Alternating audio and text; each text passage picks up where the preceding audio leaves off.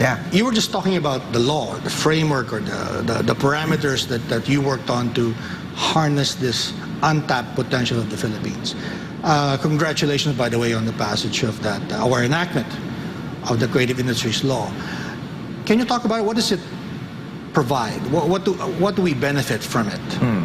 So, like I said earlier, first it defines the creative industry, so at least we know who will benefit. But there are 50 of them, right? So Actually, 70. 70, okay. Yeah. Okay. Aggregated now into those 9 domains that I shared earlier. I'm still unable to recall the 9th domain, but I'll get back to you on that later. Okay, and then it creates a new government agency. Okay. It's called the Philippine Creative Industries Development Council. Okay. So it's going to be attached to the DTI. Okay. And it's a 19-member council, of which 10 are government agencies. Okay. So they sit as ex-officio members. Okay. And then you have 9 private sector representatives representing each of the 9 domains as identified in the law. Okay. And then the council, which meets like monthly, maybe, will be assisted by a secretariat that will handle its day-to-day affairs. And they will be the ones implementing all of the programs in the law. And we're talking whole of value chain interventions for each of those creative industries. It's a lot. Scope, yeah. It's a lot. So what I'm excited about is the roadmaps. Okay. In fact, some of the roadmaps have been crafted, have been funded and then crafted even before the law passed. So that's a continuous effort. DTI is doing roadmaps. The National Book Development Board, I know, is updating your roadmap for print. Yes. The Film Development Council, through now Chair Pipo Cruz, is also updating their roadmap. The Design Center of the Philippines just completed their design counts roadmap, and many others are to be funded in this upcoming budget and also in the succeeding budget. So we need a roadmap for all. So that there's a plan on which pain points need to be addressed first, which are the priorities that when we find funding in the budget, then we can allocate it for that particular vertical in the value chain. And then what are the possible areas of public-private partnership if there's not enough government funds, then we rely on the private sector to be able to fund, for example, capacity building or fund infrastructure. So these are some of the programs that will be institutionalized in the law. Obviously, education, capacity building, and training, that's very necessary. 2, research and development, especially for the design sector. How can they come up with new silhouettes and styles and fabrications? 3rd, shared service facilities, like for example, for the shoemakers, the machines that are necessary, or for those dabbling in design, also the fab labs, the fabrication labs. For freelancers, co-working spaces. So all of these facilities that can be shared by many different creative workers and firms and MSMEs. And then you also have marketing support.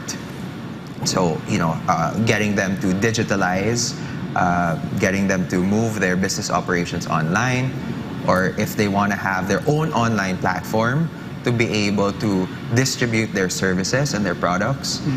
If it's a film or content firm, how can they be provided support and assistance so that they can create their own Netflix, their own Amazon?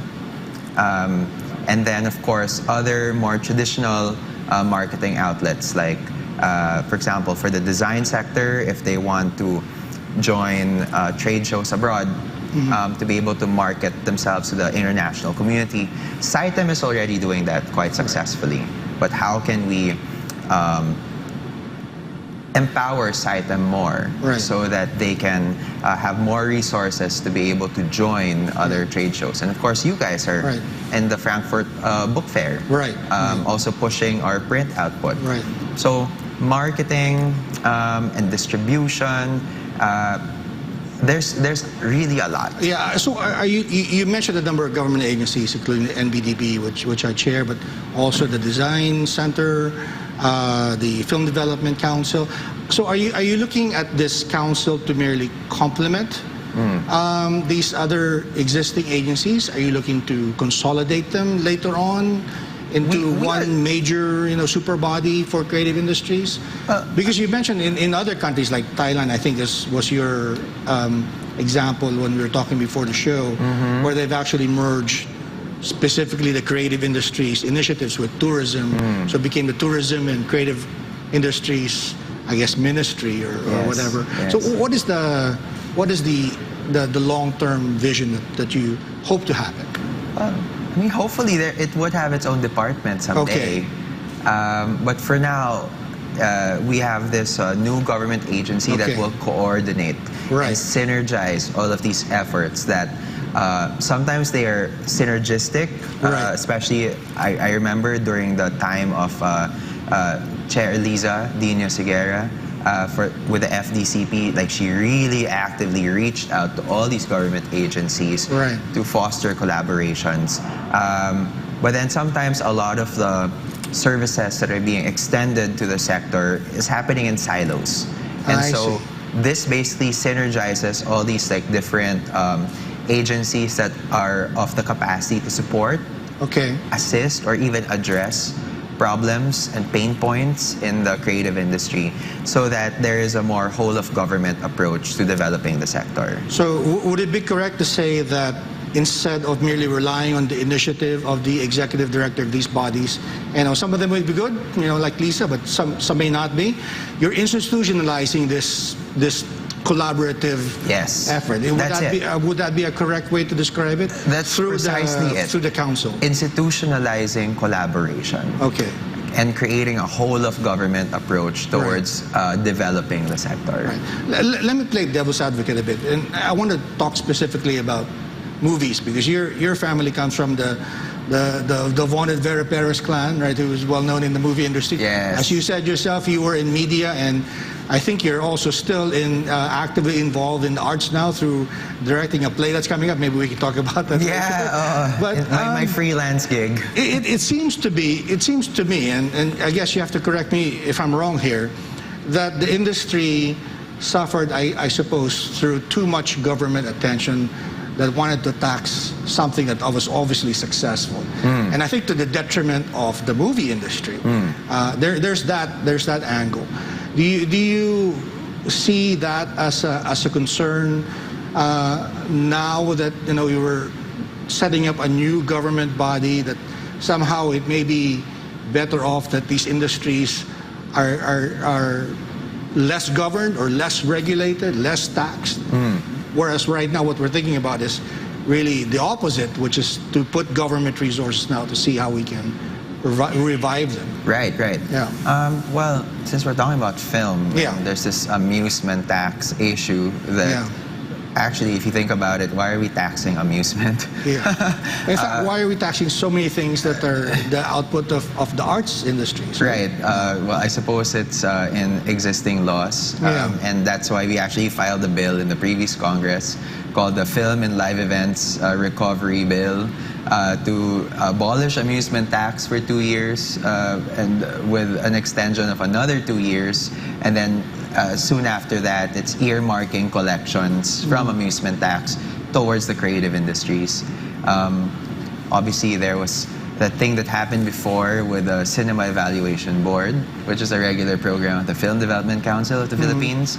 It was an incentive for filmmakers to create quality films, that if their film gets graded A, then they get 100% rebate on amusement taxes, and a lower percentage if it's graded B. But of course, it was challenged in the Supreme Court because we're sort of telling the local governments on how to appropriate their taxes as opposed to giving them sort of autonomy in doing so. But I believe we have to pursue this initiative again, maybe find new ways to encourage and empower local governments to be able to support their creative industries and galvanize creativity towards their own socioeconomic agenda. And that's why one of the main features of this law is the Philippine Creative Cities Network. Okay. It was a pro bono effort that we started last year in partnership with the private sector and with the League of Cities of the Philippines then.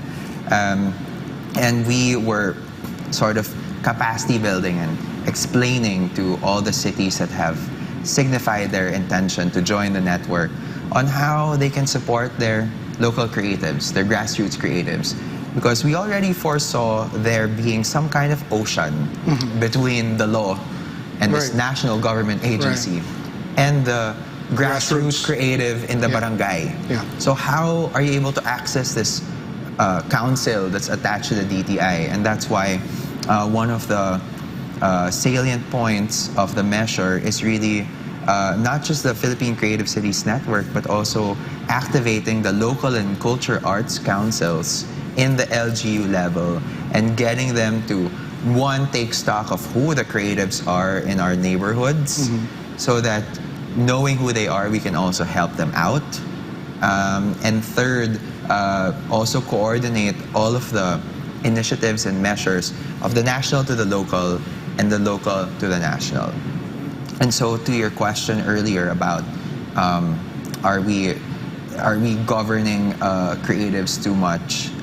In fact, there has been a lack of governance, and everyone is sort of like sariling kayod, sariling sikap, trying to do things, accomplish things on their own, and then you have all of this, hugot of creatives abroad get so much support, and here we are like having to do everything on our own.